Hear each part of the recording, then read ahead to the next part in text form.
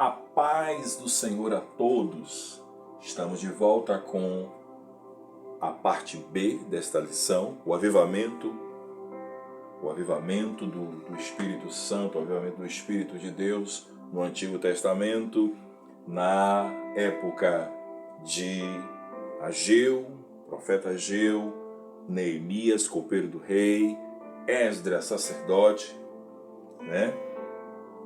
Amós e aquele povo todo ali que tinha estado agora liberto do exílio de Babilônia.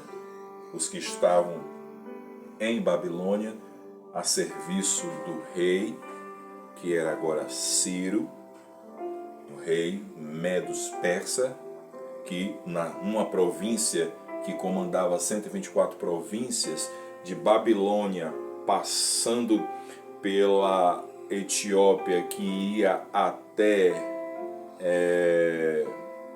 a Índia, e do outro lado do império existia o outro rei que pertencia ao povo do império Medo Persa, que também tomava conta da metade daquelas províncias. O rei Ciro, como é o nome do rei, meu Deus? Deixa eu ver aqui agora, que eu acabei de falar, esqueci. Rei Dario. Então, vamos lá. O que aconteceu no estudo anterior, a parte A? O povo estava predisposto, mas não tinha como fazer, não tinha autorização, clamaram ao Senhor. Então Deus criou uma situação, enviou um homem que era parente de Neemias, juntamente com alguns de Judá, e Neemias perguntou a situação, todo mundo já sabe, e ele disse: está em completa miséria, os muros estão caídos, as portas estão queimadas, está uma devastação terrível. Então, esse Neemias se preparou 4 meses de oração, jejum, e pediu a Deus: eu quero o favor do rei, eu quero o favor do rei. Eu não posso ir sem o favor, é uma coisa impossível sair daqui sem a tua mão, o rei está sempre dependendo de mim. Então, quando ele clamou, passou um período de oração, antes de se humilhar o homem, de pedir algum favor ao homem, ele se prostrou e pediu o favor do rei, do eterno e verdadeiro rei, o Todo-Poderoso. E Deus achou graça sobre ele e derramou um favor tão grande que esse rei, além de liberar ele, para ele ir lá comandar a reconstrução da cidade, ainda fez um decreto, exaltou o nome de Deus, convocou as pessoas que podiam ajudar daquela cidade, que era de lá, de Judá, e conseguiu. Os principais autoridades de Judá que estavam lá e tinham condições, pegaram suas riquezas e levaram para patrocinar a cidade. E também o próprio rei Assuero também pegou todos os utensílios, a riqueza que estava sob domínio persa, sob o domínio persa, Medo Persas, sobre a custódia desse rei, e mandou levar para investir.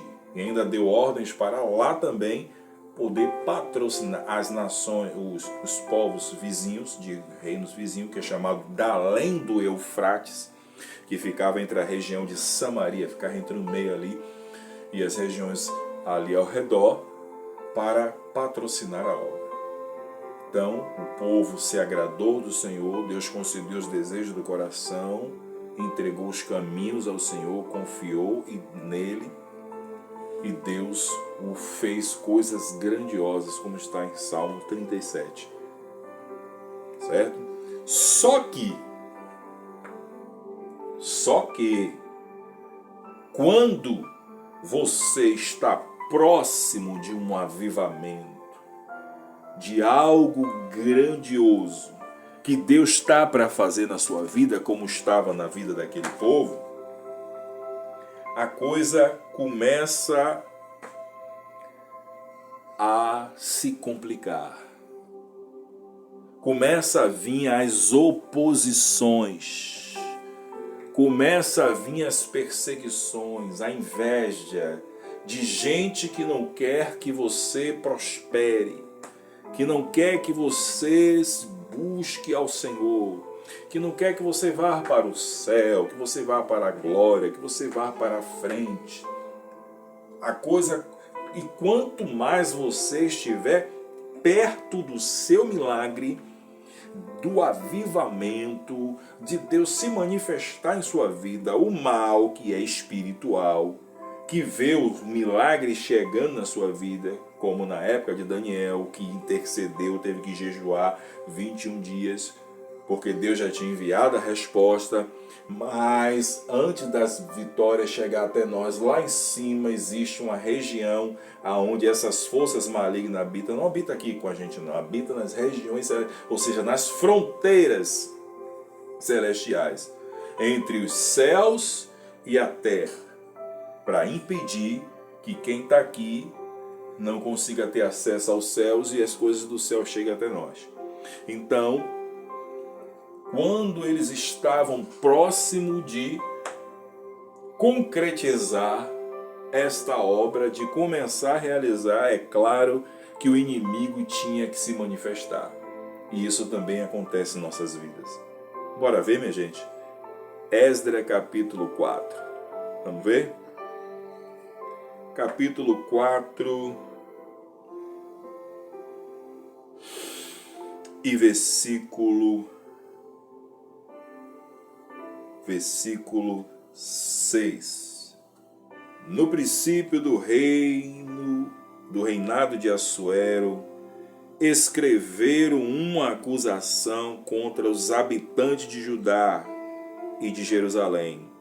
Nos dias de Artaxerxes, rei da Pérsia, Bislão, Mitradate, Tabeel e outros seus companheiros lhes escreveram. A carta estava escrita em caracteres aramaicos na língua siríaca. Reum, comandante, Cisai, o escrivão, escreveram contra Jerusalém uma carta ao rei Artaxerxes. Escreveu Reum, comandante, Cisai, o escrivão, ou os outros seus companheiros, dinaitas, afarzaquitas, tarpelitas, aquele povo daquela região lá com nome estranho. Vamos lá. Versículo 10. E outros povos que o grande e afamado Asnapar transportou e que fez habitar na cidade de Samaria. Eu já expliquei isso para vocês, né? E os outros aquém do Eufrates. Então, aquele povo que não era um povo israelita de nascimento, de sangue, não eram filhos de sangue verdadeiramente, os filhos de Abraão, Isaque e Jacó, mas que estavam ali coloniados naquele lugar por mandato do primeiro imperador que tinha dominado as 10 tribos e levado a cativa. Eles habitando ali, sabendo que ia perder muito, porque a cidade ia voltar ao normal, a cidade ia ser construída, o comércio ia favorecer o povo de Jerusalém, a vida ia voltar ao normal. Então eles que viviam da miséria do povo lá, porque eles não queriam que aquele povo progredisse, porque eles viviam da miséria daquele povo. Hoje em dia não está assim também, minha gente? Muita gente ganha com a miséria dos outros, quer que o povo fique comendo na mão deles, quer que ganhe uma miséria, quer que ganhe uma doaçãozinha, porque vive da miséria dos outros e não investe em educação, não investe em cultura, para que a pessoa não abra sua mente e reconheça que é um escravo nesse país. Aí acha que está ganhando muito, ganhando uma doaçãozinha todo mês. Pois é, assim está lá. Eles vendiam material para o povo de Judá, vendiam comida, eles faziam o comércio, mas era um comércio injusto, corrupto, que eles ganhavam com a miséria do povo. Então, quando souberam que a comitiva da Pérsia, a mando do rei, estava vindo para favorecer a cidade, eles começaram a conspirar e se juntaram, vamos supor assim, vamos na linguagem de hoje, se juntaram os banqueiros da época, se juntaram os empresários da época, se juntaram, como dizer assim, como é o nome? Os agiotas da época, que vivia de juros, né? Que vivia da miséria, aquelas pessoas começaram a se levantar e a conspirar. Inventaram uma carta e começaram a fazer coisas nesta carta, inventar coisas terríveis. Vamos ver o que aconteceu? Vamos continuar o teor da carta. Parei aonde? Parei no versículo 11, né? Eis o teor da carta endereçada ao rei Astarxerxes. Olha só, começa bajulando. Teus servos, os homens daquém do Eufrate, e em a tal tempo, seja do conhecimento do rei, que os judeus que subiram de ti vieram a nós a Jerusalém. Eles estão reconstruindo aquela rebelde cidade.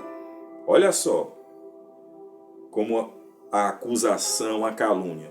Eles estão reedificando aquela rebelde e malvada cidade e vão restaurando os seus muros e reparando os seus fundamentos. Olha para aí que calúnia.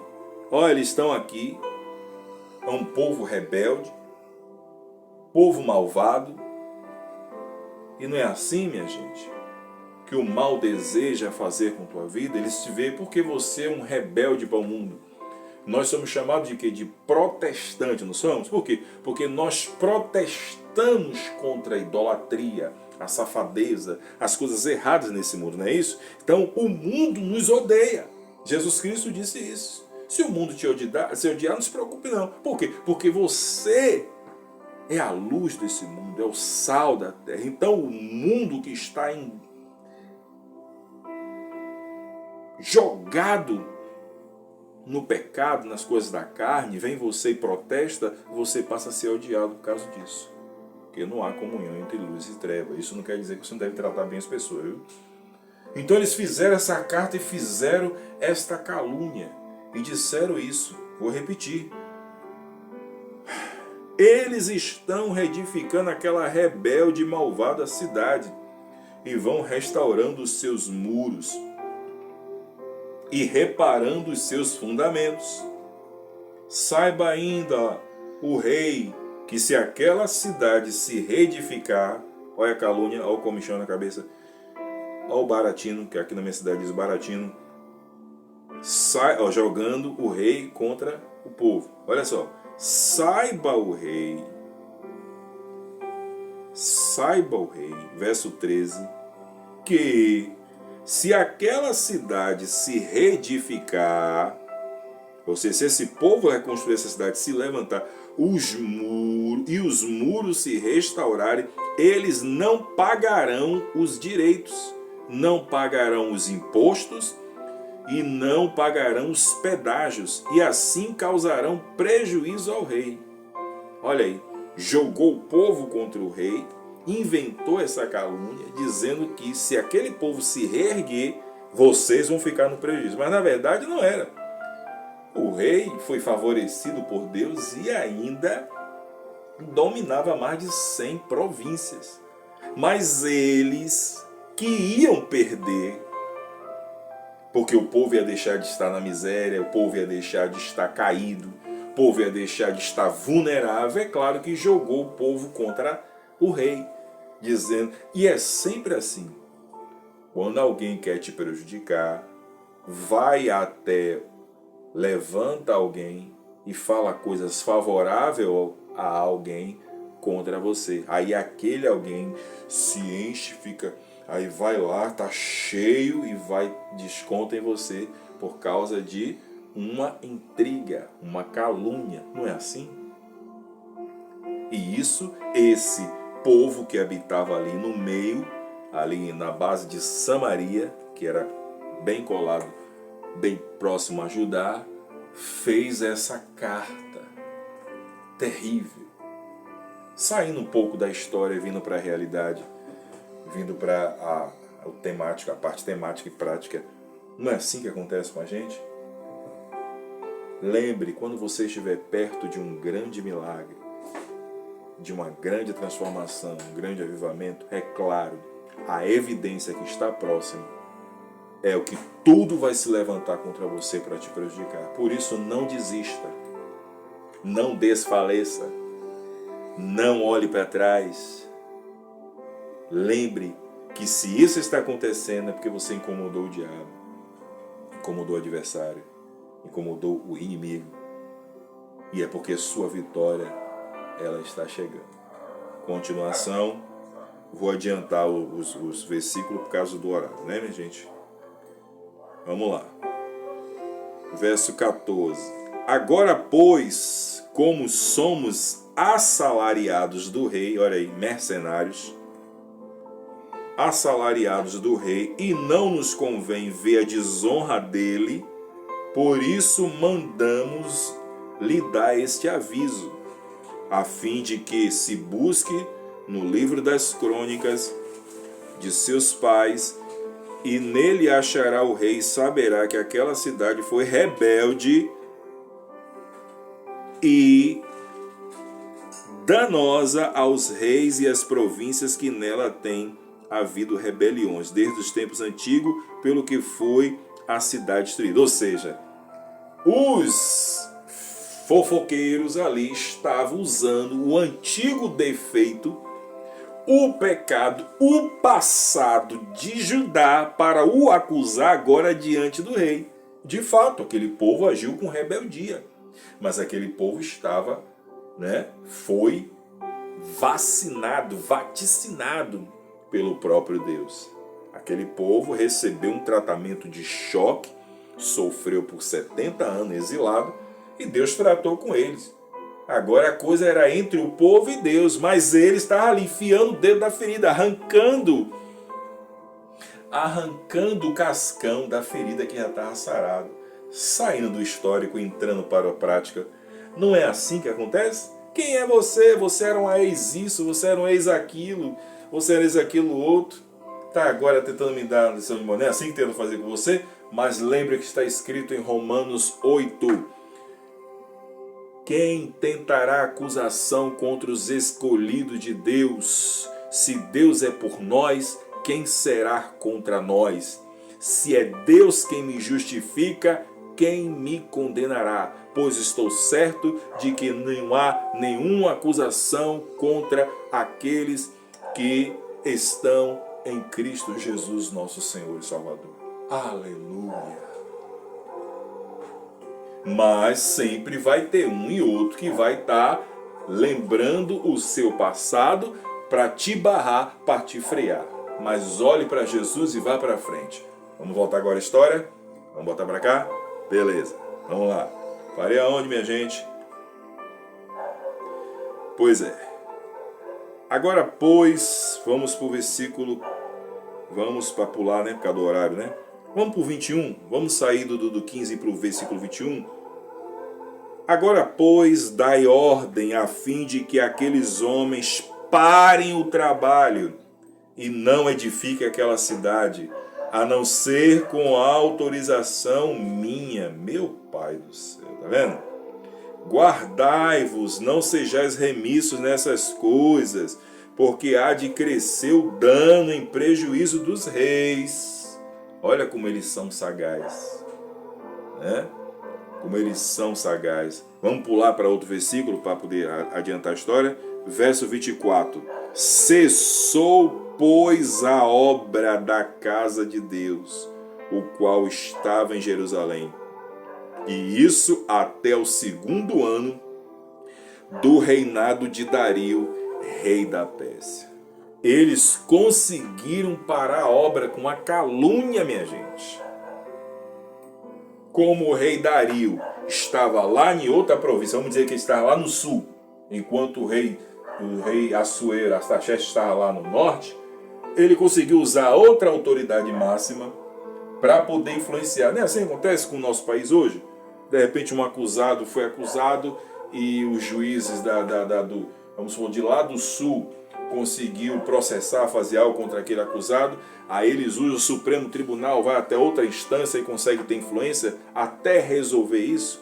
Vamos supor que na época não existia internet, TV, as emissoras de TV, o acesso às informações. E enquanto o rei Ciro estava investigando isso, levou-se 2 anos a obra parada. Quanto dano os filhos de Israel não tiveram?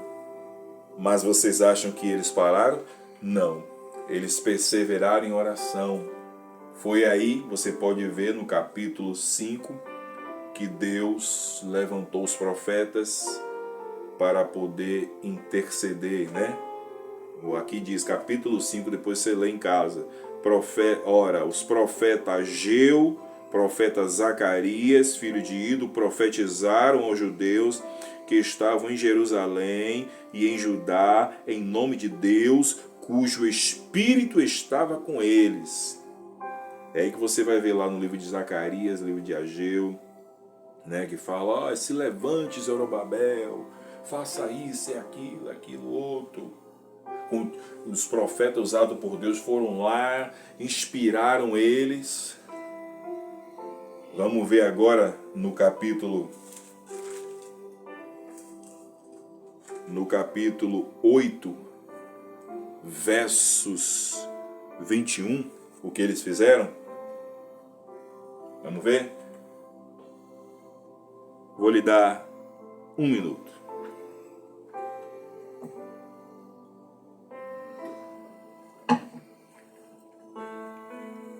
Beber uma aguinha. Então, eles, Esdras, sacerdote,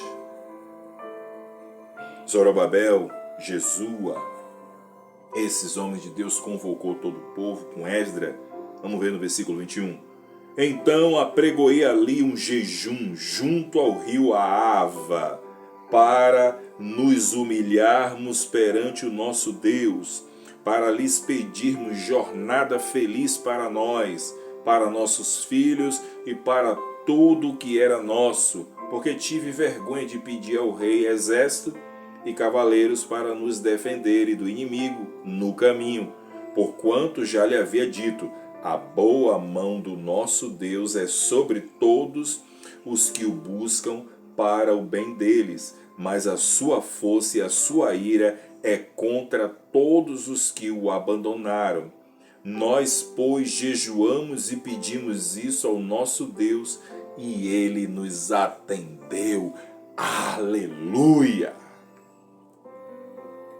Quando o povo continuou clamando, o rei o autorizou depois de 2 anos, quando o rei Dario foi, se você ler nos próximos capítulos lá, o rei mandou os seus emissários ir lá na Babilônia, na província de cima, para investigar. Isso eu estou adiantando lá, que você pode ver na Bíblia, nesse livro de Esdras.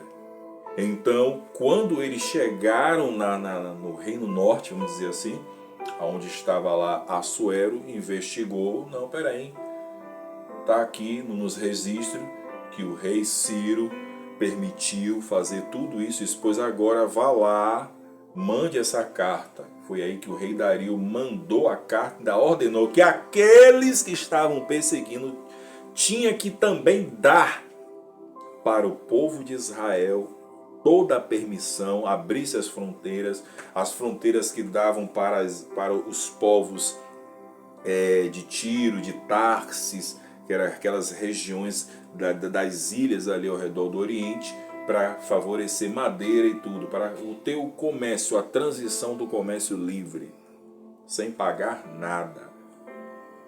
E aí o povo passou a ter uma grande vitória. Mas você acha que parou por aí? Ainda não, o gostoso não estava aí. O gostoso, para chegar a parte boa, eles não podiam mais perseguir isso, começaram a armar, conspirar de outras formas. Conseguiu conspirar de outras formas. E a gente vai ver isso no próximo estudo, por causa do horário. Trazendo a parte prática, a parte teórica, a parte histórica, para a parte prática dessa lição que é muito boa. O que você toma como lição isso? O que você entende sobre isso? Você faz parte desse projeto de Deus. Você está incluído neste projeto de Deus. Por isso que você às vezes passa por muitas adversidades, para que você esteja com seus olhos desviados para a situação e não olhe para o que Deus está preparando para você. O inimigo faz de tudo para distrair você nos propósitos malignos dele. E às vezes você é uma pessoa até temente ao Senhor, que até busca, mas porque os bombardeios da sua vida, as coisas estão às vezes piorando, dá-se uma impressão que Deus não quer nada com as nossas vidas, Deus não quer nos usar, mas Deus quer usar, você faz parte desse projeto de Deus. Eu me lembrei agora, está escrito em Romanos 8, eu acho que é verso 13, 14 em diante, Efésios capítulo 6, verso 13 e 14, o Espírito Santo, usando o apóstolo Paulo, disse: olha, estáis, pois, firmes para permanecerdes inabaláveis na hora do dia mau. Depois de ter permanecido firmes, estai inabaláveis na hora do dia mau, que vem para todo mundo. Então, volta e meia, quando a gente pensa que a coisa está boa, o céu se desaba sobre nossa cabeça. Que é para quê? Que é para você se desanimar e parar a sua jornada.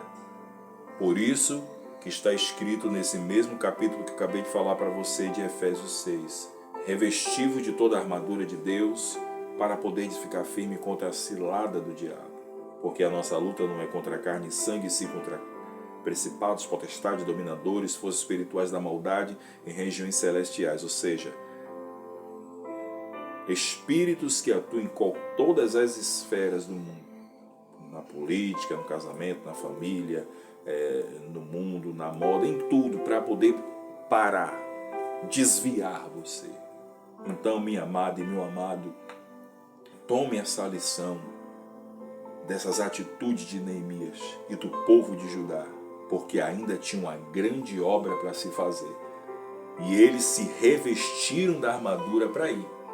Já que eles não podiam ter mais o favor do rei de ter um exército, ele disse: não, o rei não precisa mandar um exército para nos levar não, porque Deus está conosco, Deus está nessa obra, a gente vai, Deus vai com a gente, né? E aqueles que se levantarem contra nós, Deus vai derrubar eles. O rei: tá bom, não vou mandar não, vá vocês, beleza. O que é que eles fizeram? Já que pedimos, ficamos com vergonha do rei, já que pedimos, o que é que eles fizeram? Foi buscar o Senhor dos Exércitos para ir com ele. E foi a melhor coisa que eles fizeram. Porque da província de Babilônia para chegar até Jerusalém era 7 meses. Acho que era 7 meses de viagem. Imagina você. Cada lugar para eles cheio da grana, cheio de ouro, de pedras preciosas, de riqueza ali. Até chegar lá. Você, eu, nós, numa cidade grande, para poder tirar um dinheiro num banco é uma dificuldade, né? Assim, por causa das saídinhas bancárias, cidade grande não tem isso. Imagine um povo, alguns milhares de pessoas saírem com riquezas e mais riquezas, milhares e milhares de pesos de ouro, de prata e de outras coisas. Só mesmo Deus para guardar aquela escota. E foi uma coisa sobrenatural. Deus o acompanhava com seus anjos. Deus ia frustrando os projetos do maligno, que tentava roubar e matar os filhos de Israel para ficar com a riqueza. Deus ia lá e derrubava eles primeiro. Deus ia acompanhando eles pelos caminhos certos.